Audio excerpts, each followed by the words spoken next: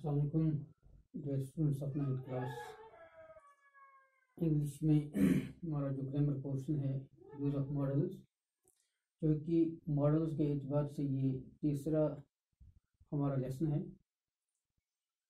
तो कल हमने कुछ मॉडल डिस्कस किए, परसों भी डिस्कस किए।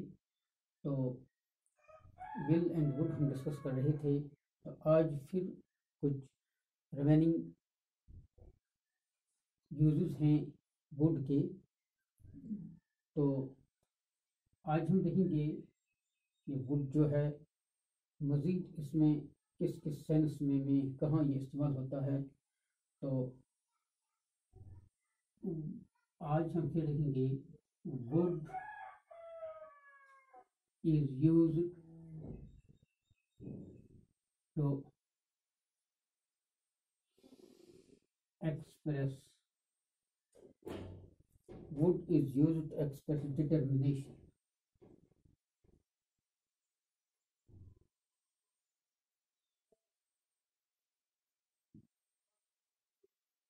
एक इरादा, मुसम्मम इरादा, एक डिटर्मिनेशन। तो एग्जाम्पल इसकी हम दे सकते हैं। तो डिटर्मिनेशन किस तरह हम वुड से डिराइव करते हैं। तो इसका एग्जाम्पल होगा आई वुड स्टे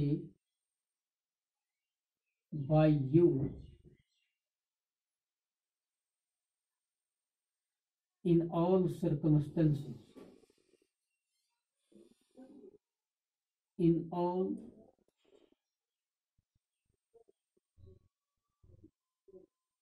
trouble भी हम लिख सकते हैं, circumstances भी हम लिख सकते हैं। In all trouble, I would stay by you in all trouble। तो ये डिटर्मिनेशन यहाँ दिखाता है। तो would इस्तेमाल हुआ है। I would stay by you in all trouble। तो यहाँ यूज ऑफ would जो हुआ है ऑक्सिलरी, जो यहाँ मॉडल के तौर पर इस्तेमाल हुआ है। तो डिटर्मिनेशन इसने यहाँ एक्सप्रेस किया। तो और एक यूज जो वुड का है वो कंडीशन के तौर पर भी होता है। वुड इज यूज्ड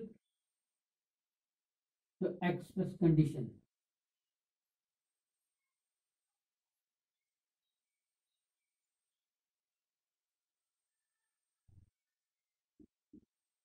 एज, तो कंडीशन के तौर पर भी हम इसको लेते हैं।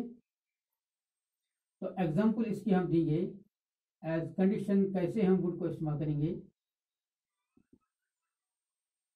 If I were rich,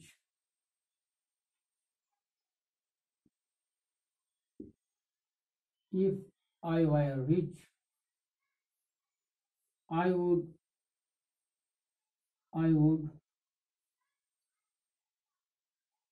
buy a car। यहाँ कंडीशन है। एवरी सेंटेंस कंडीशन में हर एक सेंटेंस को पहले इफ आता है। तो ये कंडीशनल बनता है। If I were rich I would buy A car. तो ये कंडीशन के तौर पर यहाँ वुड जो है इस्तेमाल हुआ है एज कंडीशन। तो और एक इसका यूज है would is used to express suggestion. तो express suggestion,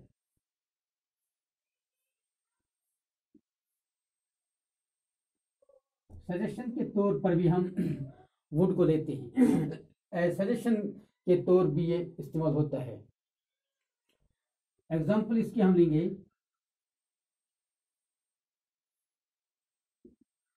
would you study regularly?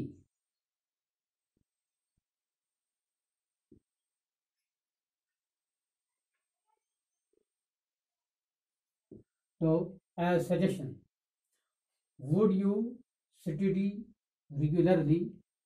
तो इस तरह से हमने देखा कि कल भी हमने इसके यूसेज देखे वुड के और विल के। तो आज कुछ इसमें रह गए थे। तो इस तरह से ये इसके मज़ीद कुछ यूजेस हैं इस्तेमालात हैं। तो अब हम शैल और शुड मॉडल्स, इनको हम इनका यूज देखेंगे ये कैसे इस्तेमाल होता है। शैल, पहले हम शैल का इस्तेमाल देखेंगे। Shall is used in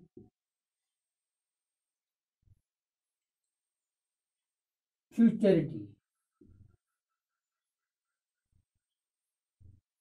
used in futurity in first person.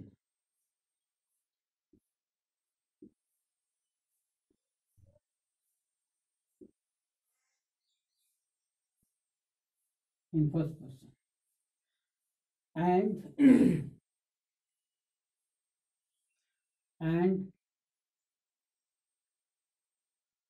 when used with second and third person,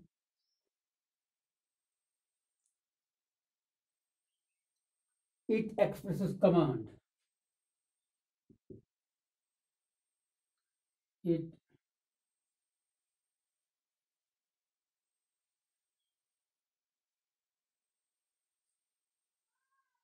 expresses command promise. It expresses command promise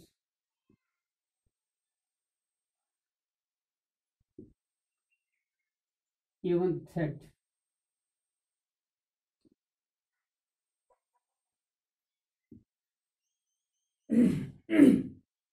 Shall is used in futurity in first person. First person में ये future tenses के लिए इस्तेमाल होता है।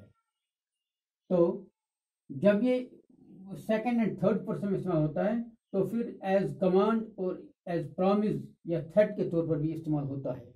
तो इसके example हम लेंगे।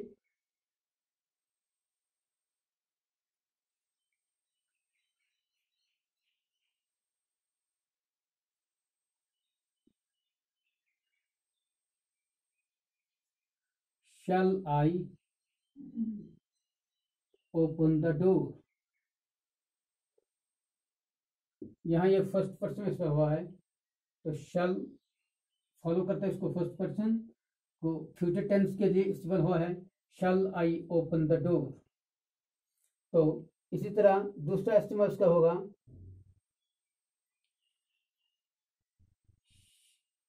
shall he carry your luggage?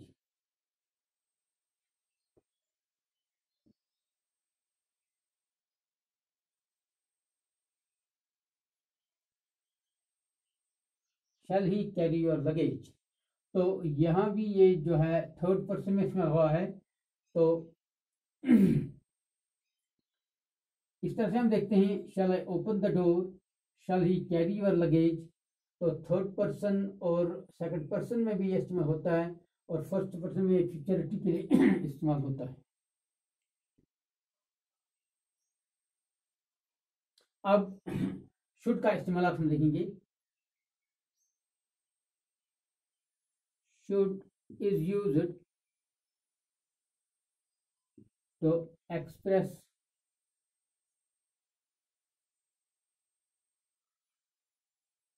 obligation and duty।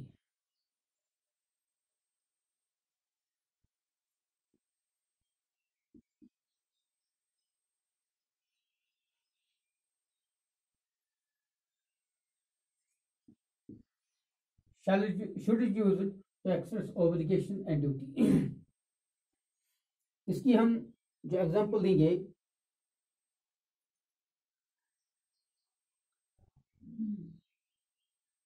Example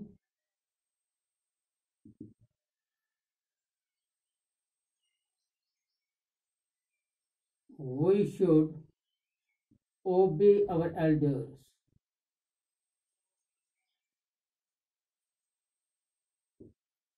तो ये ऑब्लिगेशन है, मॉरल ऑब्लिगेशन है, एक ड्यूटी भी है। We should obey our elders, we should keep our word.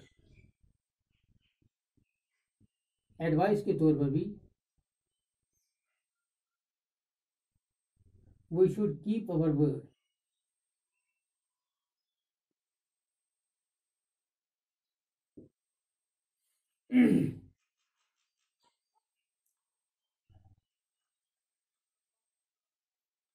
तो एज एडवाइस भी, ड्यूटी भी एज एडवाइस भी इस्तेमाल होता है। तो